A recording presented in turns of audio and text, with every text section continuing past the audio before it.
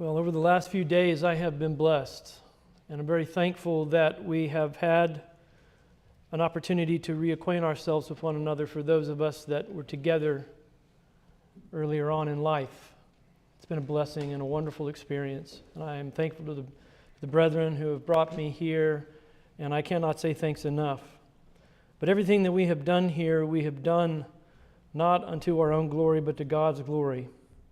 All the things that we've said and all the things that we've been focused on have not been about us. It's been about God. It's been about us and our relationship with God and putting Him first in all things.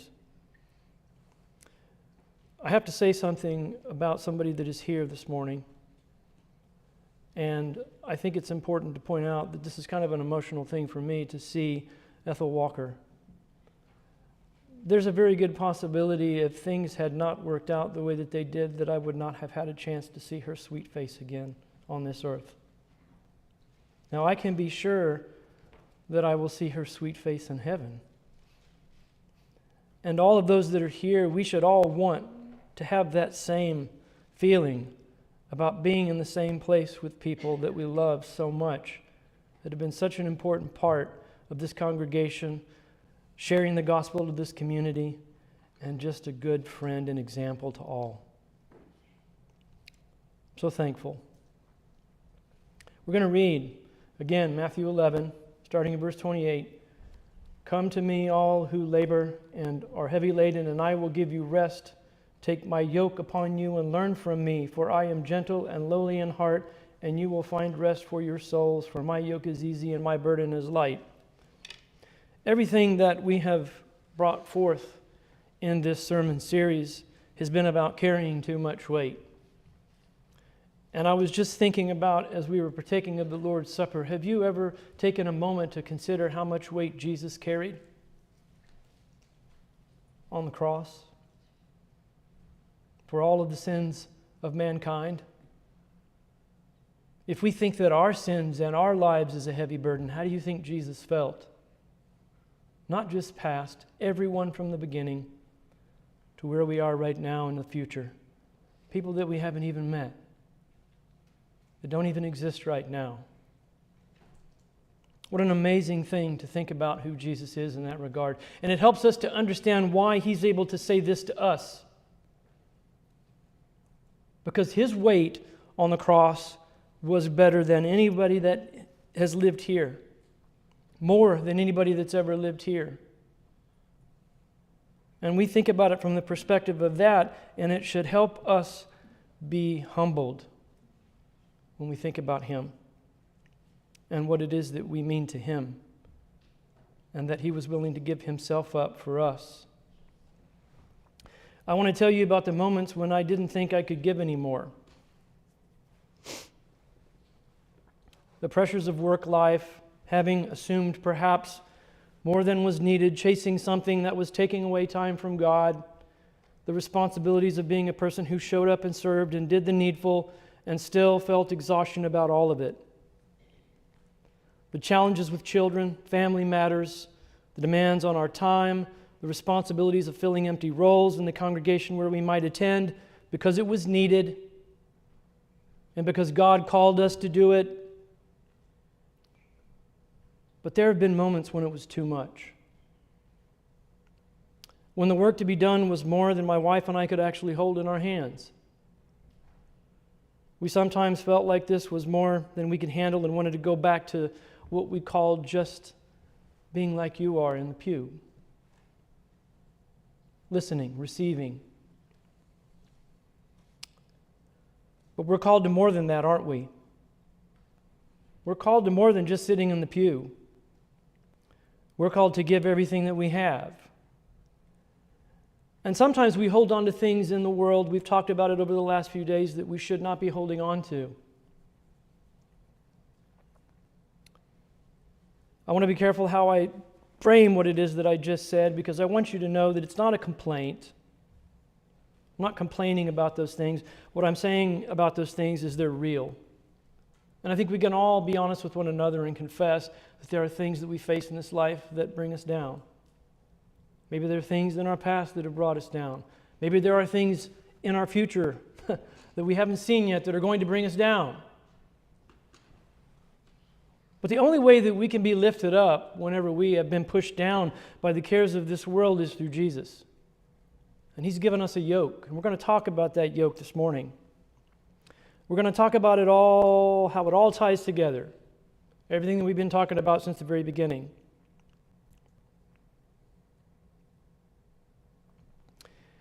What we just read just a moment ago, Matthew 11:28 through 30, we're going to read it one more time. And I would encourage you, if you haven't already memorized this verse, to memorize it. It is a verse to stay in your heart every day.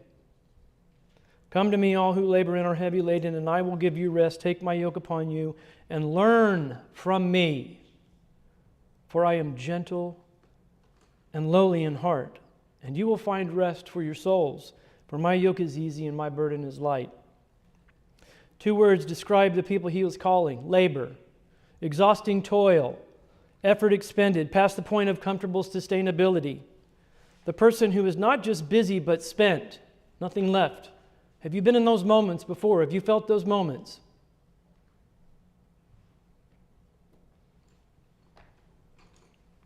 Heavy laden, loaded down with cargo.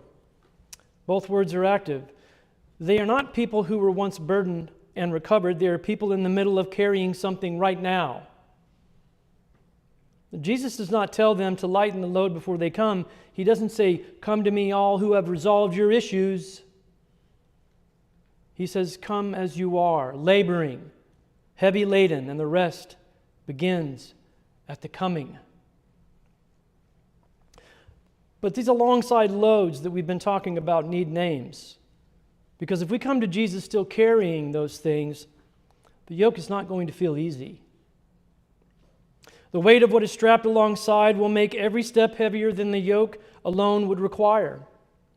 And the cargo you brought with you to the yoke is not always obvious from the inside. It accumulates quietly. It often arrives wearing clothes of faithfulness. We've spent 2 evenings,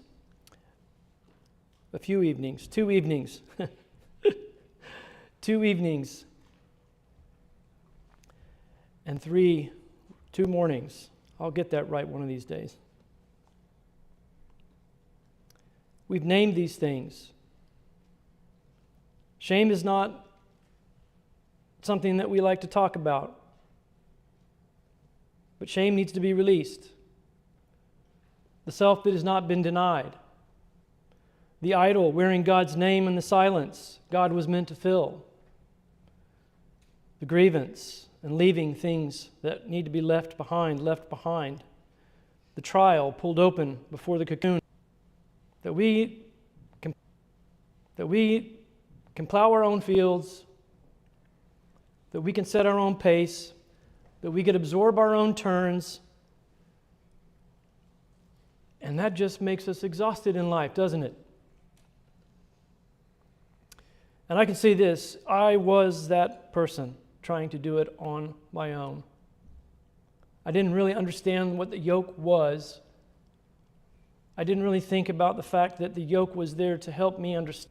I didn't really think about the fact that the yoke was there to help me understand my relationship with God and also to define the work that I was supposed to be doing. One of the things that I think that's most important about this is Jesus names what it is that the yoke is: gentle and lowly in heart. When we put it on, we're aside somebody who loves us and cares for us and wants us to go through this process to get to the place where the harvest is ready.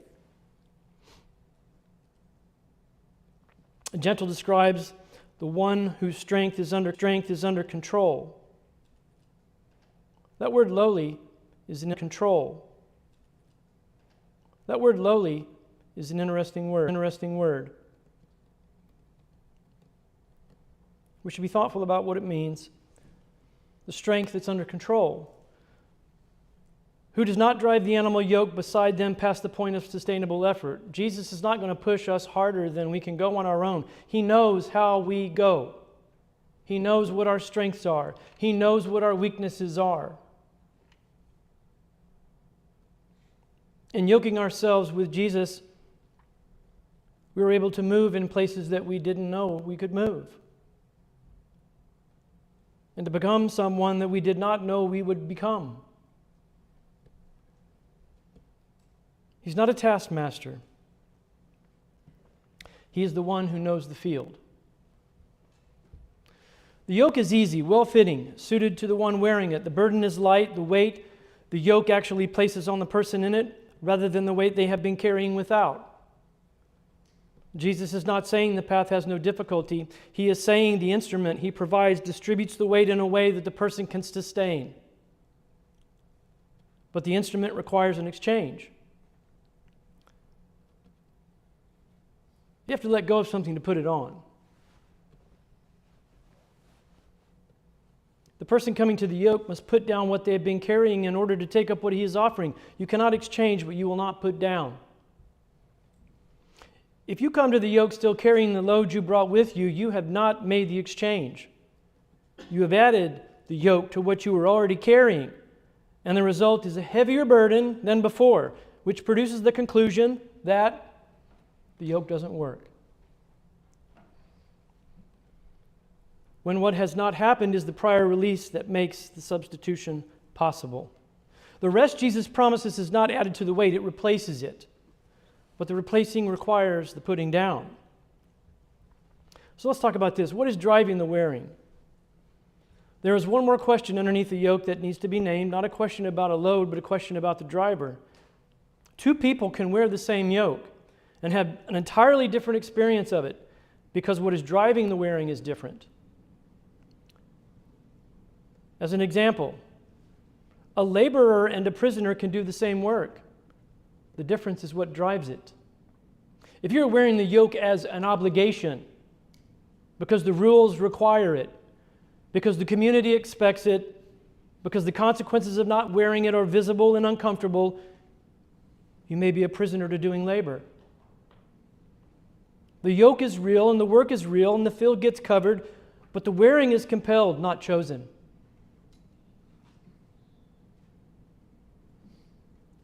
The wearing is compelled, not chosen. And compelled wearing is experienced as burden regardless of the actual weight of the load. How do you feel about things you have to do?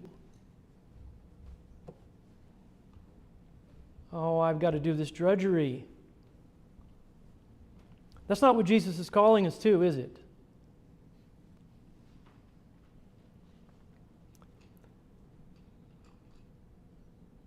The yoke is real and the work is real and the field gets covered, but the wearing is compelled, not chosen. And compelled wearing is experienced as burden regardless of the actual weight of the load. The prisoner is exhausted by work the free person finds sustainable because the exhaustion is not primarily physical. It is the exhaustion of a will pressed into service without being asked. I want you to turn with me to 1 John 5:3. 1 John 5:3.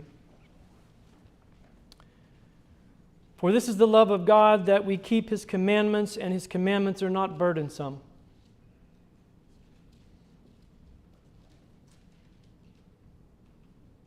Tell you what, do we wake up every day thinking that? That what God has set before us is not burdensome? That following what it is that we've been given freedom to do through Jesus Christ is burdensome? The commandments are not burdensome, and the ground that statement stands on is the sentence before it. This is the love of God, that we keep His commandments. Why do we do what we do? The keeping is the expression of the love, the overflow of it. The person who loves God keeps His commandments. The way a person who loves someone keeps the things that matter to the one they love. Because the love has converted the obligation into something else. We're not obliged to love.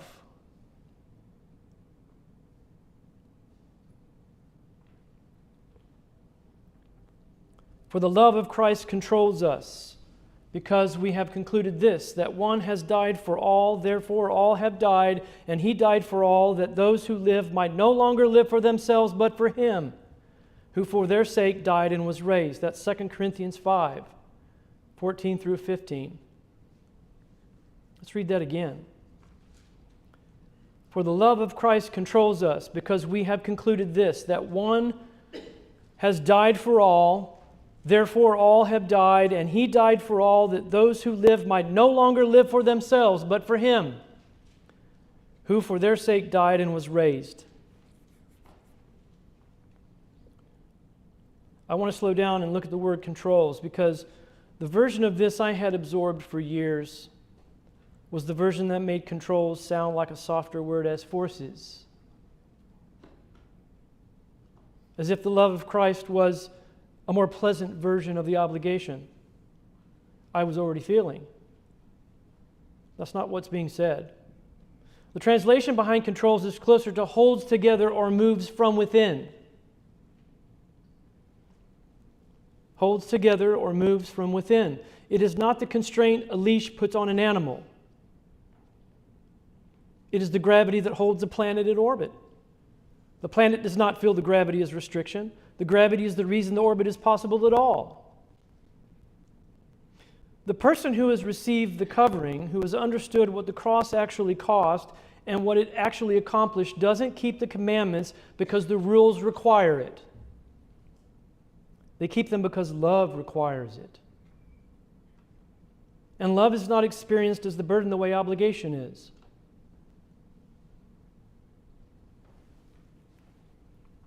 If you would turn to Galatians 5:13. Galatians 5:13. For you were called to freedom, brothers, only do not use freedom as an opportunity for the flesh, but through love serve one another.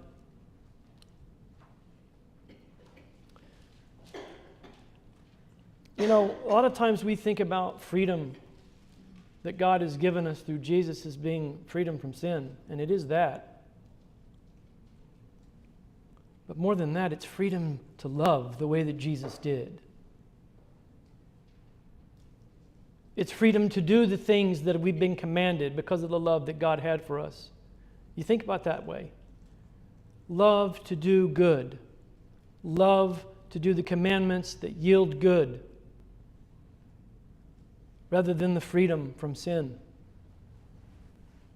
And that freedom that we are to use, we are not supposed to use it as the opportunity for flesh, but through love to serve one another, to be present in each other's lives, to care for one another, to take care of each other, to have a relationship with one another, to get to know one another, to pray for one another, to cry for one another and with one another.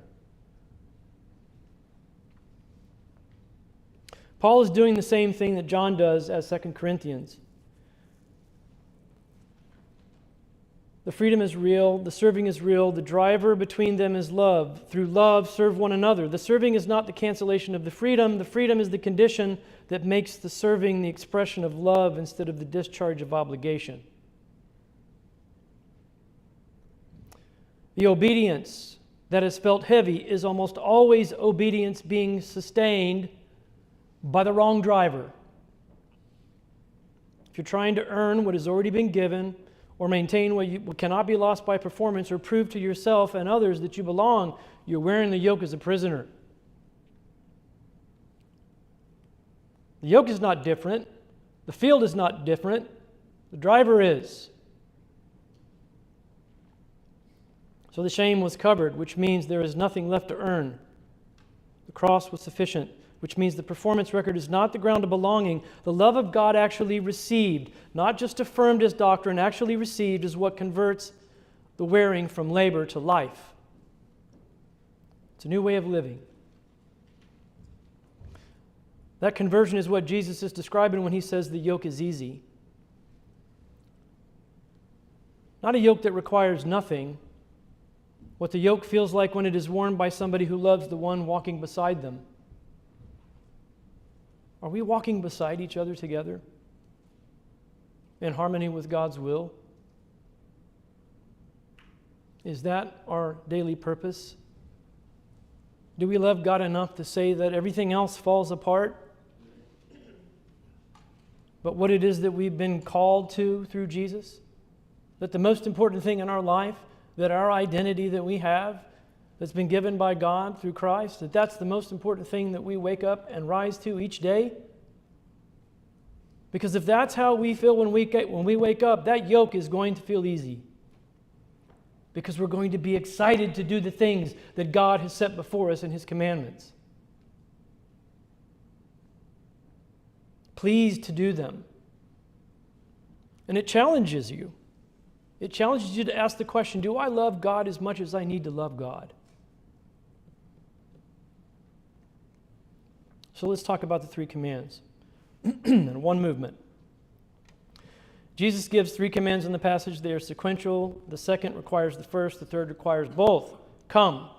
The first command is movement of approach, not the moment of arrival. The person who comes does not need to have completed any of the prior work to begin. They come laboring. They're heavy laden. The loads they brought with them do not disqualify the coming. The coming is the beginning of the substitution, not the evidence that is already complete. We have to move towards the yoke and want to put the yoke on.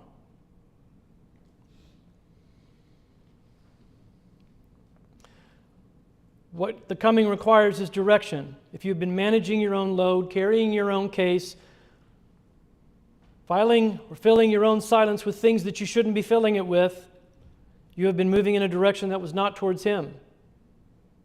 And the coming is the reorientation of that movement. You have to be able to let go of things to hold on to things that are more important. The hands can only hold so much.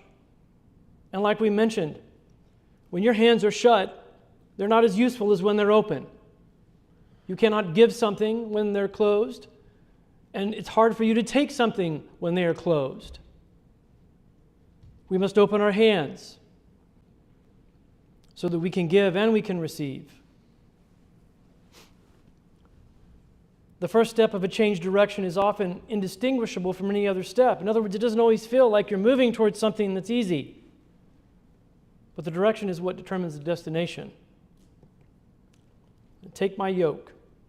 The second command is movement of reception. The yoke must be taken, not observed. You can't just look at it and go, okay, that's great, it's helping me out by looking at it. That's not how it works. And it's not a concept referenced in conversation. These are not taking the yoke. You can say, I'm taking up the Lord's yoke this morning. What does that mean? Taking it means putting it on. And when you're putting it on, you're subjecting yourself to the authority of the one that is leading you. Which means that everything that you have that's baggage that you're bringing along, when you get there, that's when we need to let it down. And we need to let Him lead. We need to submit to the instrument, and we need to enter the pairing which redistributes the weight. And entering the pairing means releasing the load we brought, because those two things can't happen at the same time. You cannot be your old self and be the new self, can you? You can't. But you can try. But it's exhausting in life to do that. It's exhausting. The taking is where the substitution happens. The shame released to the covering that it was designed for, that we talked about. The self-surrender daily to the denial the cross makes possible. The thing that we add into the silence to take us away from our obligation to be close to the Lord. The file that's in our head that we haven't let go of. And stepping out of the cocoon that we talked about earlier this morning in the struggles to be comforted by the things in the world. We have to lay all those things aside. We have to fully and completely commit to letting go. And it's an ongoing discipline of taking up the yoke, the daily choice about which burden is being borne. Which one do you want to wear?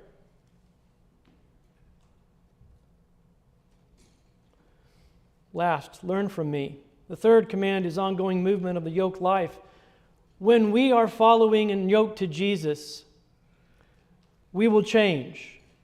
We will go places that He wants us to go that we may not want to go. He may take us to places inside of our life that need to change because He knows that we need to go there. God's Word is the thing that helps us work in that furrow. To know what needs to be planted into our hearts when it needs to be planted, and the fruit that it is supposed to bear. The learner is the one who stays in the position of learning rather than graduating out of it. There's no moment on earth when we step outside of the yoke. The yoke is a lifelong commitment. And we all know what happens to some degree, either personally or from an observational perspective, what happens when somebody steps out of the yoke for good. And they say, I'm not wearing the yoke anymore. I'll take my chances with what's happening here. The one being yoked is the teacher. And what is being learned is not primarily information, it is a posture. The posture of the one who has held his position loosely and descended. Jesus descended, therefore in that yoke we descend too, which means that we give more of ourselves. We let go of who we are today to become more like Jesus the next day and the next day and the next day and the next day. It's constantly a state of letting go of ourselves to be what Jesus was, all the way to death, giving up everything that He had. To become the posture of one who washed the feet from a position of complete authority. The posture of one who for the joy set before Him endured the cross, who ran the ledger and found the coming glory sufficient to sustain the going through it. And that last piece, Matthew 11:29, and you will find rest for your souls. The rest for our souls may not happen here. We get confused about that sometimes. There is rest to be had here through God's provision. But the ultimate rest that we see Jesus getting through to that point past the cross was the rest that we're all going to have when we're all pulled back together into Him, into eternity.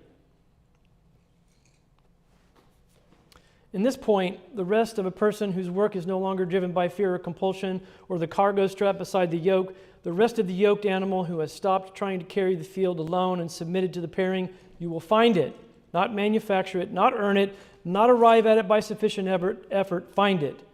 It is already there waiting for you. So before this sermon ends, I want you to do something inside of it. And we've done this as a practice in some of these other sermons that we've had. I want you to think about your load that you're carrying right now and the weight that brought you to the yoke that you have not yet put down, that you're trying to manage outside of the yoke at the same time that the yoke is there present with you. I can tell you this much, that it might seem like that this is just really easy to do, to let go of things, to set things down. But the honest truth is it's a struggle every day sometimes, isn't it? Day by day. The world works against us. And I'll be honest with you, Satan doesn't want us to succeed. He's right there to remind us each day of the things that we let go of. He's there to remind us of the things that we think we've fixed. Sometimes those things come back. We're going to read it one more time. Matthew 11:28 through 30. Come to me, all who labor and are heavy laden, and I will give you rest. Take my yoke upon you and learn from me. For I am gentle and lowly in heart. You will find rest for your souls, for my yoke is easy and my burden is light. I told you guys at the start about moments when I didn't think that I could give anymore. The work, the children, the congregation, the wanting to go back to that life where you're just receiving things and not giving as much, where the obligation is lower. Maybe expecting somebody else to step up. The list of things to carry that was more than what my wife and I could actually hold. Things are harder when we are focused on ourselves rather than others. When you're just looking at yourself and all the things you're going through, I can tell you right now, you're going to have a hard time letting go of it. But when you set yourself aside, when you really decide to set yourself aside and put others first, it helps you to let go of those things. Those things become less important in your life. And yes, we still have moments whenever we revert back to the way we were before, but that is why Jesus is so beautiful in our life. It's because he died to give us an opportunity to be forgiven of the things that we confess. And the hope is that we've accepted that opportunity and that we're examining ourselves daily to ask that question, Lord, what more can I give you? When we were talking about the escalation of demand that God gives to those that are following him and the love that requires it, the more you love God, the more you're going to give up yourself. Jesus gave up everything, unimaginable. And we struggle to try to understand it. I'm still learning what the yoke actually weighs when it's worn alone. I want to say that plainly. Those moments still come around. The list of things that I carry still along. The temptation to ponder that pew life is still there. There are nights when my wife and I talk about whether it's sustainable.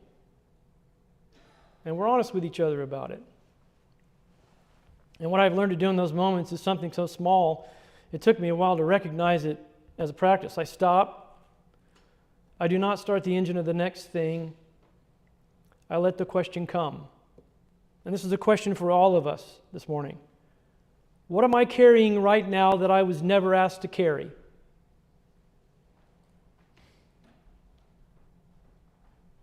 there something that I need to let go of?